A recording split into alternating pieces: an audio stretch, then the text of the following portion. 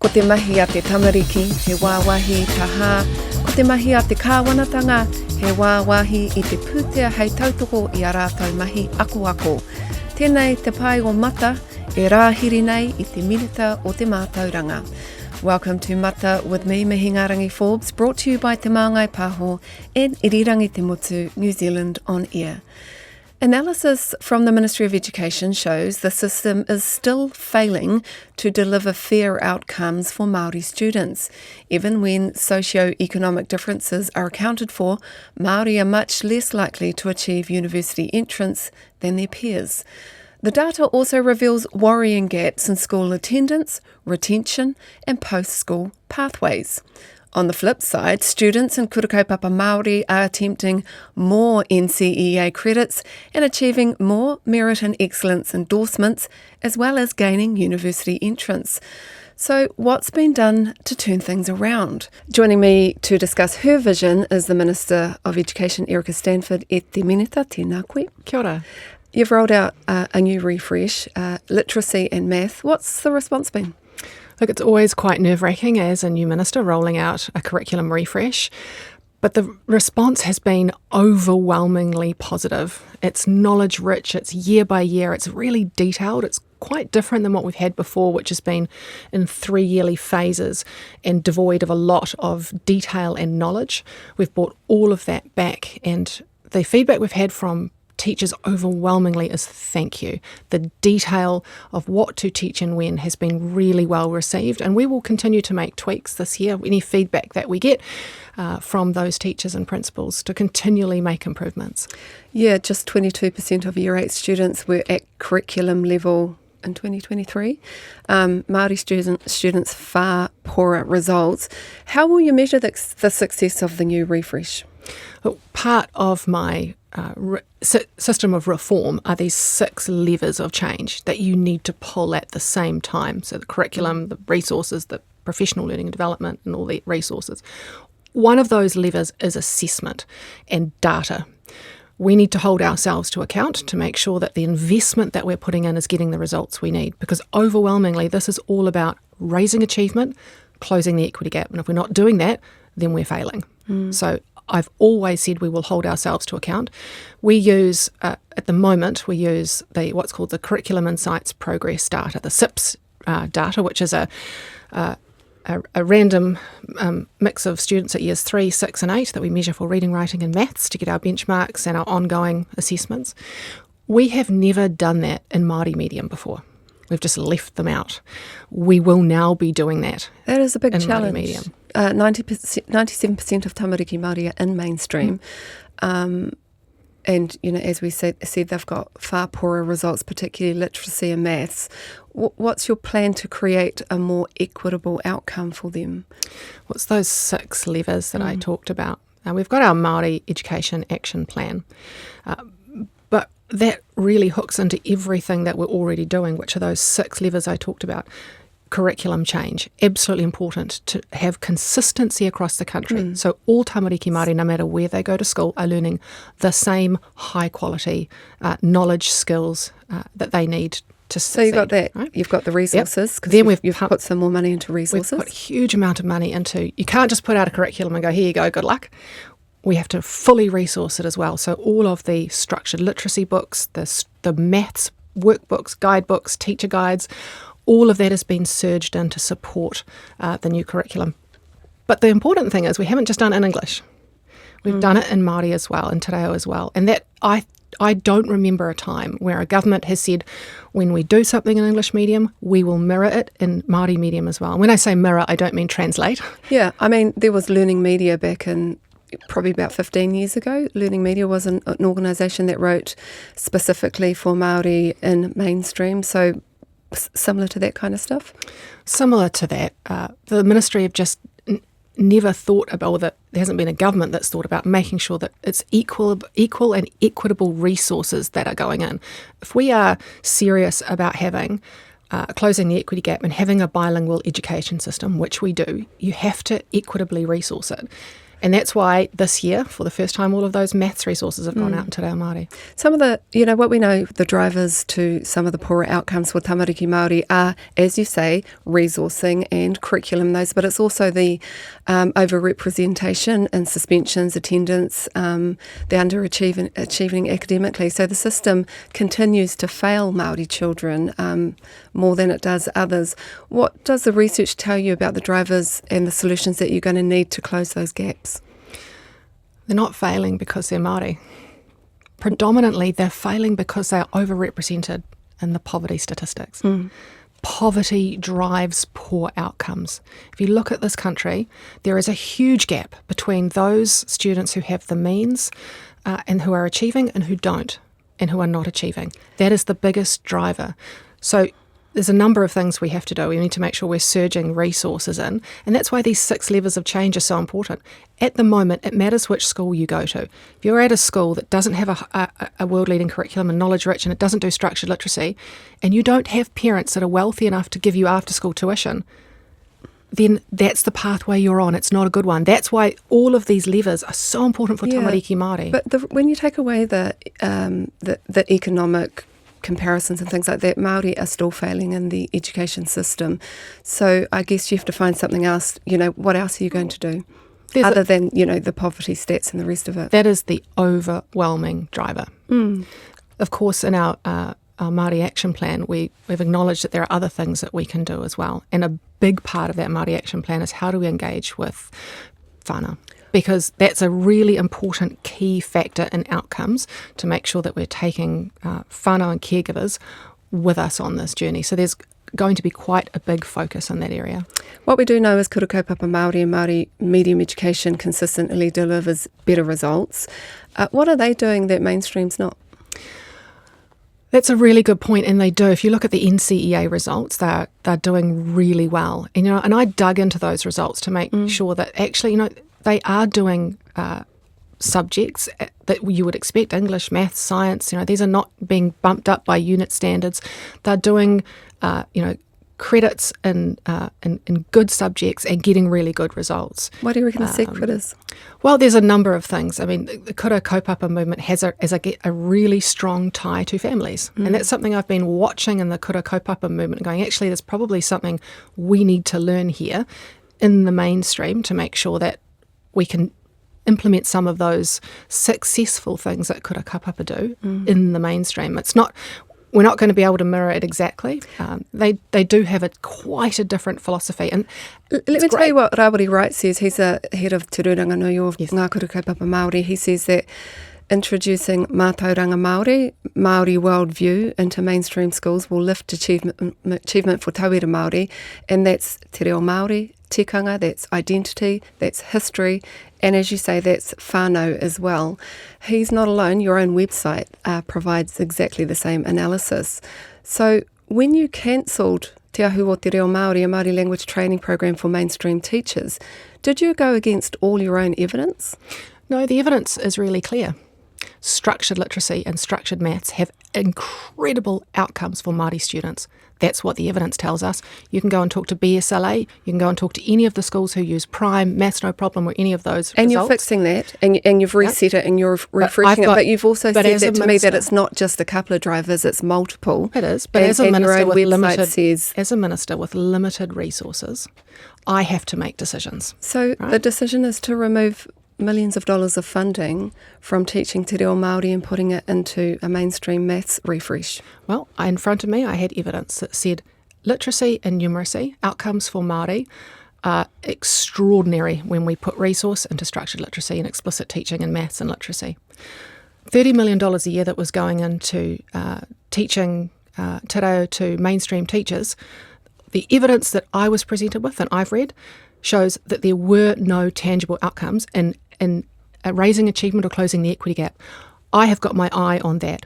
I want to close the equity gap and raise achievement of Māori students. And the way to do that... You must know better than that. You must know that when you have mainstream teachers that can understand and represent and reflect tamariki Māori in mainstream schools, it's going to be beneficial. I read the report early this morning, the Independent Te Ahu Te Reo. There are so many great outcomes in there. One of them is, this is one that I just read, that the active teachers who participated, 83% of them in the survey reported that Te Ahu o Te Reo Māori had enhanced their professional practice in the schools. They liked the free thing that they got. Yeah, look, I get that. But no, actually, no, where it's are the not free, results? but no, what do Where's you the mean results? free? What do you mean free? It's Te Reo Māori. No. It's an official language of this country. What I'm Why saying shouldn't we be teaching What I'm them saying this? is that what you read this morning is all very well and nice, but what does it mean for it's student evidence. outcomes? It's no, it's not evidence of student outcomes. Where did it say in that because it document hasn't that had you an read? opportunity to be It's been be an going for a outcome number or- of years. And this is I the need evidence. outcomes for Māori students. So what and about that's when I'm Rawiri focused on. Wright tells you that what's important for Māori tamariki in mainstream schools, because he's worked in both and he's an expert in both, is identity, te reo and tikanga and whanaungatanga and all those kinds of things. You can't just have a curriculum and some resources. It's not working. It hasn't worked for 200 years. Well, we haven't ever done this before. We haven't had a really good, as I say, those 6 levers of change. But can I just go back for a second? There was $30 million that we were spending. It's not that we're going to not do it again, because I've already said publicly we're going to recontract. What you saw in those results was that teachers were doing up to a level that was, and it says in the report, they were doing it more for their personal enjoyment than it was actually useful in the classroom. That's the first thing. 60% of them weren't finishing the course. You had a whole lot of provision in areas of New Zealand where there are not Was high it numbers 60? of Māori. Yes, It looked like 40 to me. percent of Yeah. not Yeah. no, it's 60% were not in the research that I've got, but there was a whole lot of provision in areas of New Zealand where there are not high numbers of Māori students. It was a very poor contract that wasn't outcomes focused. There was no reporting on outcomes. When we recontract, I want to know, what are the outcomes for Māori students? I'm only putting resource in and holding myself to account so that I know that we are driving outcomes for Māori students in the mainstream, because I care about closing the equity gap. What does equity in education look like? It means that when you come out as a student, doesn't matter if you're Māori or Pākehā or whatever, that you have the same opportunity to succeed. And I want to see, and I've seen it in schools, I've been up to schools in Northland who do structured maths and they've closed the gap. It means that they're Māori students. There's no difference between those students and the other students. I've been down in primary schools all around the country who say to me, Erica, within 2 years, our Māori students are reading at the same level as every other student. It's never happened before. Through structured literacy, structured maths, all of the resources of professional learning and development, those are results that I'm looking at and going, I want that in every single school in New Zealand. And that's why I have driven so hard to make sure that everything we're doing is about results, but not only in English medium, also in Te Reo Māori. How do you see te tiriti within your portfolio? Oh, it's vital. And the reason for that is equitable outcomes. Because it struck me the other day, I was doing an interview with the chair of Ngāti Haua on their Treaty Settlement Day, and I know this is not your portfolio, so bear with me, but Paul Goldsmith acknowledged a heartfelt Crown apology and acknowledged actions that had resulted in low educational outcome for the descendants of Ngāti Haua. So I was wondering, do you then think about what might be a bespoke approach to the descendants of Ngāti Haua to bring them back up to a level of education which the Ministry of Education in the last 150 years has taken away from them? Do they deserve a tailored-made program? Look, I don't know enough to speak to that. But what I can say is that in the Kura Kaupapa movement, we know they're getting great results. We know they're doing a good job. I have made sure that the first thing I said was to my property department, because, as you know, often the schools are substandard and the buildings are not up to scratch. I need them in network planning because there is a huge amount of demand that we are not meeting. Ensure that we are keeping an eye on the watch lists. We're working with Turanganui and Nakura a iwi. Make sure we know where the demand is and that we are meeting it as best we can. I want you to ring fence $100 million of property funding that we can continue to put into Kura Kaupapa. In fact, this morning I was announcing $100 million of extra money that we've managed to save through really good efficiencies we've found, and we included Kura Kaupapa in that announcement this morning for Kura Kaupapa getting new classrooms. So Well, it would make sense, right, because they're gold star.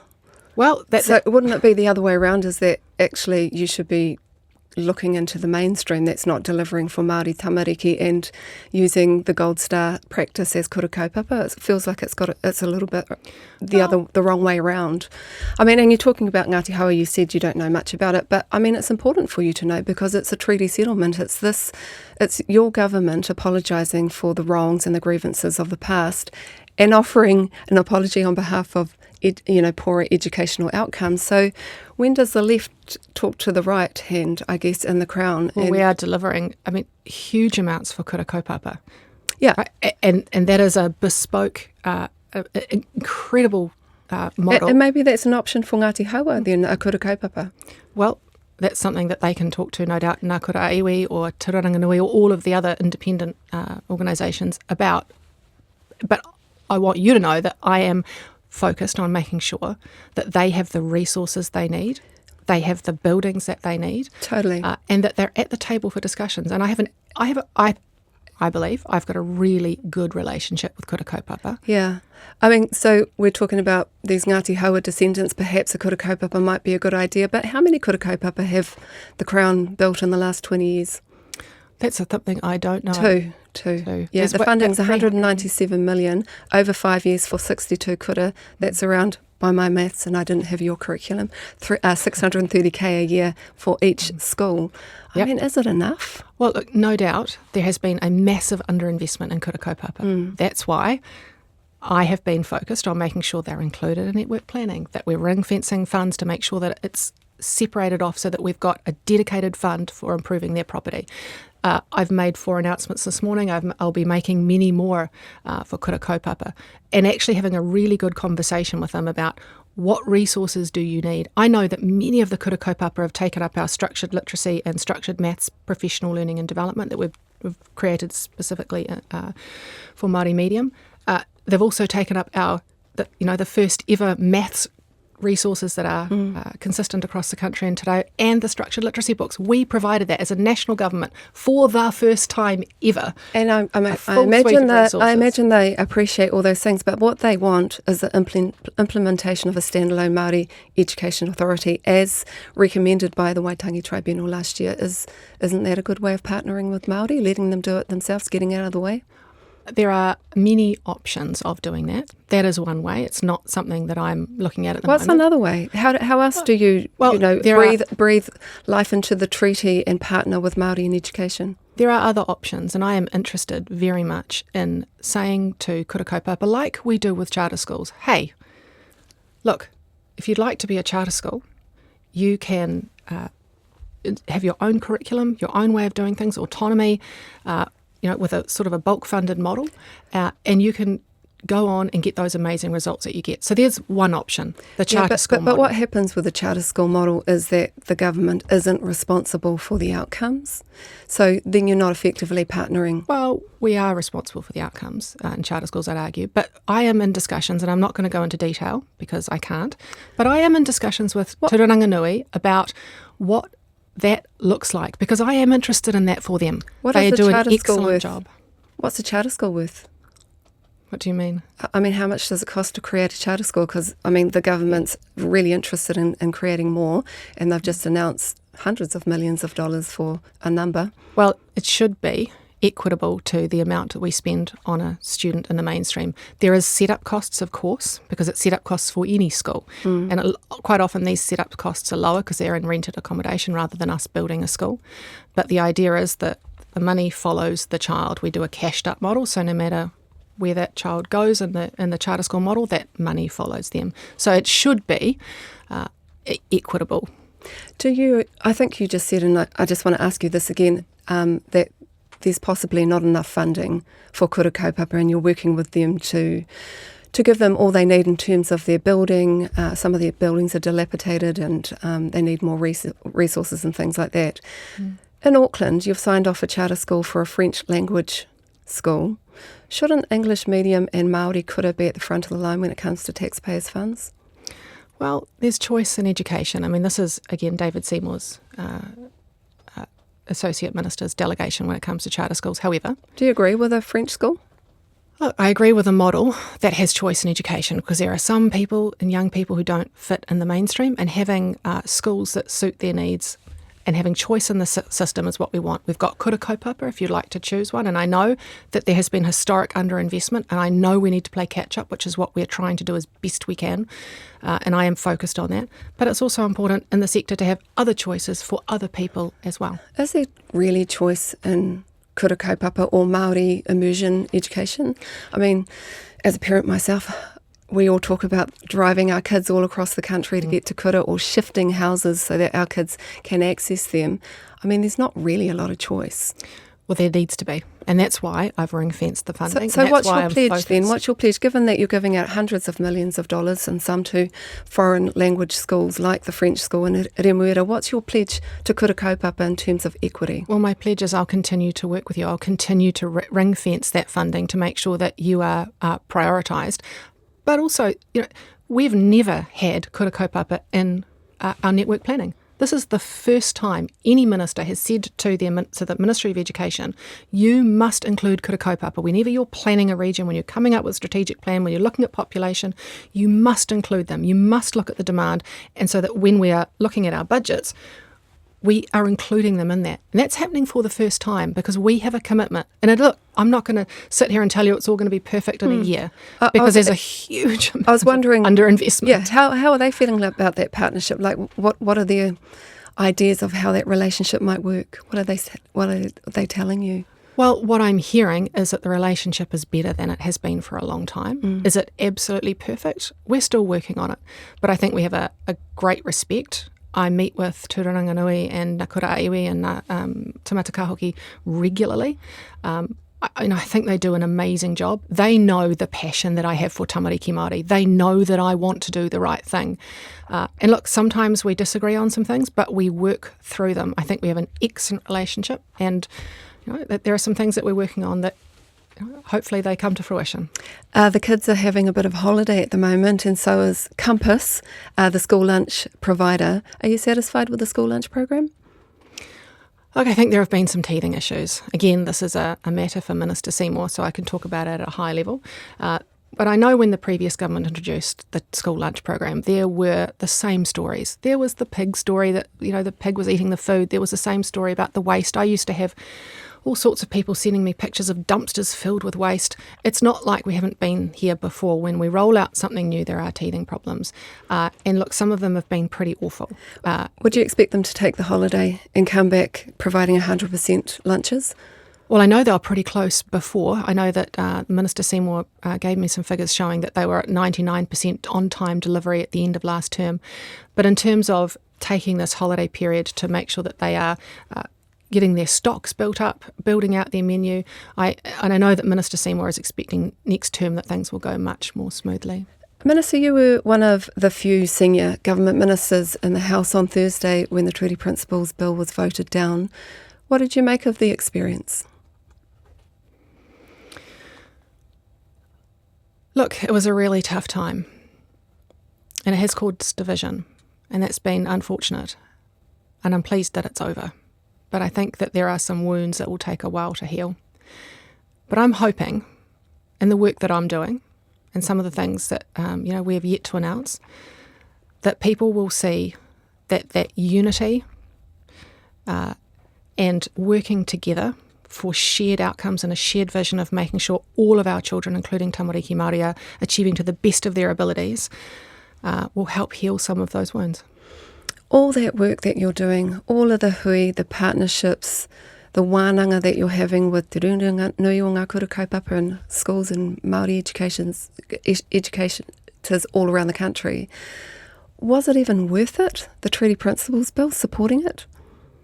Look, it's a matter for the Prime Minister and the parties who negotiated that. It was, as he said, it was part of the coalition negotiations and part of that agreement, and we stick by that. But we always said that we would vote it down, and it has been a difficult period, and it's been tough for a lot of people. But as I said, I'm hoping that we can heal some of those wounds with some of the work that we're doing. Tēnā koe e te minita. We thank you so much for your time and your kōrero. I te whakarongo koutou kia Erica Stanford, minita mātauranga. Kia ora. Mā te kimi ka kite, mā te kite ka mōhio, mā te mōhio ka mārama. kua kimihea, kua kitea, kua rangona hoki ngā whakaro o te mineta, taiho tātou ka marama ki ngā hua ka puta. Tēnei te mihi ki te Māngai Pāho me irirangi te motu, nā rāua tēnei hōtaka I tautoko.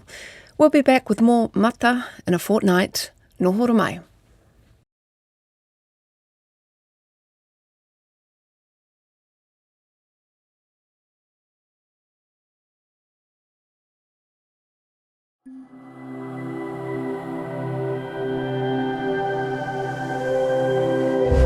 Ko te reo, te take.